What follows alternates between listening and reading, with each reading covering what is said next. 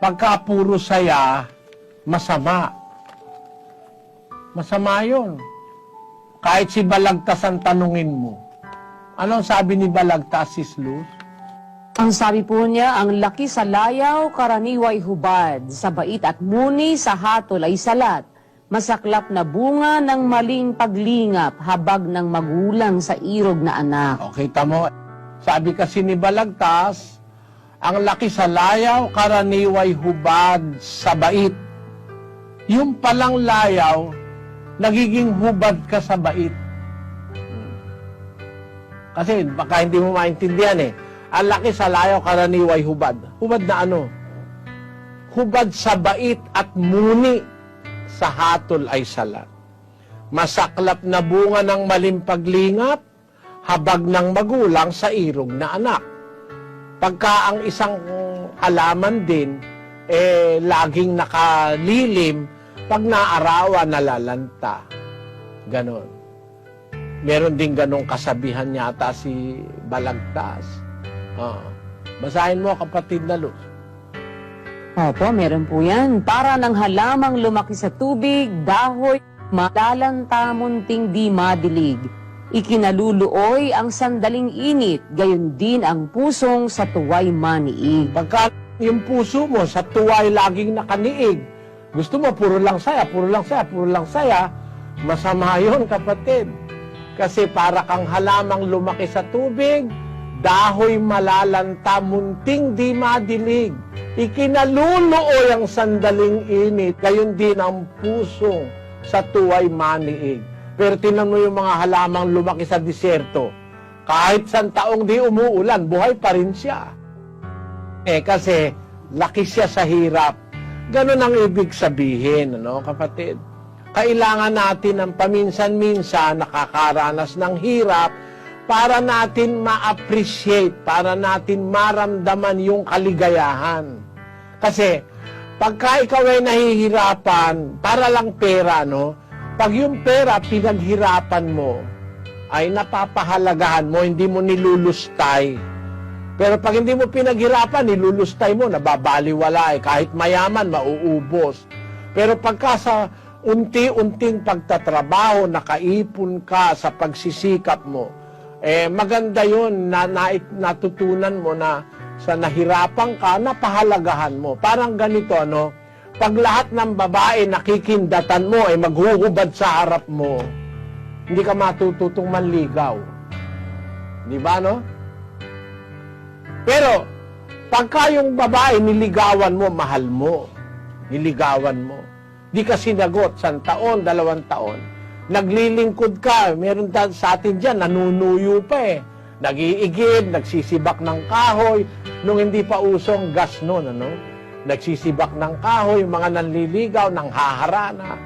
Sa kabila nung mga hirap na dinaanan niya, bago niya nakuha yung kanya misis, kaya mahal na mahal niya. Matagal silang nagsasama. Pero halimbawa, kinindatan mo lang, tumihaya na, ay nako, wala kang kahirap-hirap. Baka bukas Miyerkules mo sumagot sa'yo, Webes naghanim mo kayo, Biyernes nag-aaway kayo, Sabado hiwalay na kayo, Linggo nagpapail na ng separation. Ganon. Ang isang bagay na nakuha sa pagtitiis at pagtitiyaga, mahalagang mahalaga yun. Natututo ka ng value. Yung perseverance, nagpapahalaga, natututunan mo pagka nakakaranas ka ng saya. Sabi nga ni Ferdinand Marcos merong sinabi si Marcos na natutuwa ako, naalala ko. For every tear, a victory, sabi niya. Sa bawat luha, may pagtatagumpay. Ang ibig sabihin, to attain victory, para ikaw manalo, magtagumpay ka, makakaranas ka ng pagluha. Para nga yung kawikaan ng matatanda, di ba? Sabi nung matatanda, kay nagsunog ng kilay yan, kaya naging abogado. Nagsunog ng kilay. Akala ko nung araw, talagang susunugin mo yung kilay mo, magiging abogado ka na nung maliit ako. Ganun ba yun? Di ba ako, Lola, hindi mapapasok ka ron? Sabi ng lola ko, hindi ganun ang ibig sabihin nun. Ang kahulugan pala nung nagsunog ng kilay, kasi nung araw walang kuryente. Ang ano mo nun, ang ilaw mo sa gabi, kundi gasera, kandila. Tapos kung nagbabasa ka, ilalapit mo yung kandila doon sa babasahin mo, ilalapit mo rin yung ano mo. Minsan sa lapit, nasusunog nung kandila yung kilay mo. Di ba? Yung pala ang kahulugan nung nagsunog ng kilay. Ang ibig sabihin, nagtiyaga, nag-aral na mabuti, nagpuyat, kaya naging abogado. Ayon. Yun ang kahulugan nung nagsunog ng kilay. Ibig sabihin, dumaan ang maraming pagtitiis bago siya naging abogado. Ganon din naman ang pagpunta sa langit. Mas mabuti na yung nagtiis ka kaysa puro kasaya, pupunta ka naman sa impyerno.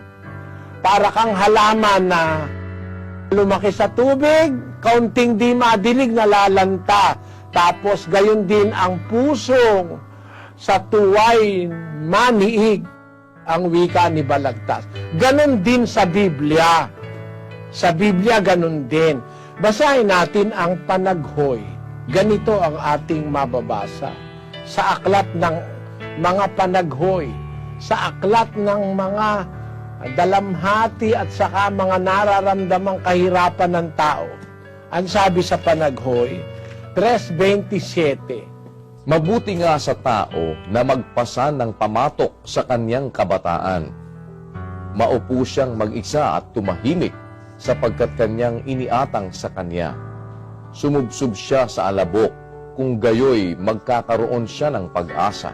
Tamo, pagka ikaw ay nagbabata, nahihirapan, nagtitiis, kahit nasusubsob ka na sa alabok, magkakaroon ka ng pag-asa. So, ang pag-asa nasa pagtitiis. Ang pag-asa, hindi laging puro ikaw tuwa ng tuwa, puro tuwa ng tuwa. Parang, pagka kasi lahat ng tuwa, ang gusto mo puro tuwa, babalik na naman tayo dun sa sinabi ko dun sa isa kanina, sa 2:2 ng Ecclesiastes. Aking sinabi tungkol sa tawa, ito'y ulol, at sa kasayahan, anong ginagawa nito? Pagka gusto mo, puro lagi kang masaya, hindi ka na magtatrabaho. Di ba? Kasi gusto mo lagi saya Sige, saya ka. Ang trabaho mahirap magpapasang ka ayoko niyan, gusto ko puro saya. Huwag ka na magtrabaho, magugutom ka. Masama yun. Pagka puro saya, halimbawa, sabi nung mayaman, babayaran kita, nagbara yung CR ko, alisin mo bara. Ayoko, gusto ko saya Ba't ako magkakalkal ng tayo ng may tae, gusto ko puro saya. Hindi tayo mabubuhay ng maayos. Kaya nga meron tayong pagtatrabaho, may lungkot, may hirap na tinitiis, para tayo sumaya.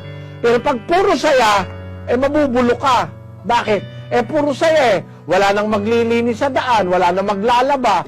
Huwag mo naman sabihin sa akin, yung labandera pagod na masaya pa. Di ba? Ang masaya yung labandera pag nakatapos na siyang maglaba at binabayaran na siya. Dahil kaya sumaya siya, may bayad siya. Pero nagtiis muna siyang naglaba bago siya sumaya. Yun ang ibig sabihin, kapatid. Ang buhay ay nagiging makulay pagka mayroong mga pagsubok, mayroong mga tinitiis, nagiging mas matindi ang pagmamahal pagka may mga pagsubok, pagka may mga pagbabata, mga pagtitiis na dinaanan ka sa panliligaw mo, lalong tumitibay ang pagmamahal mo sa iyong asawa. Iyon ang sagot ko sa tanong mo, kapatid.